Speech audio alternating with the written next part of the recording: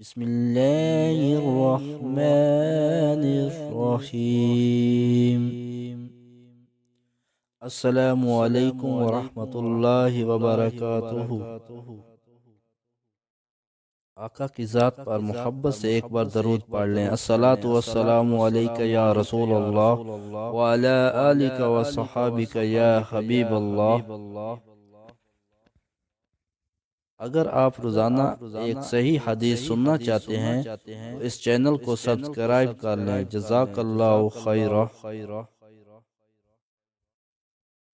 حضرت عبداللہ بن عمر رضی اللہ عنہما نے بیان کیا کہ رسول اللہ صلی اللہ علیہ وآلہ وسلم نے میرا شانہ پکڑ کر فرمایا، دنیا میں اس طرح ہو جا جیسے تو مسافر یا رستہ چلنے والا ہو۔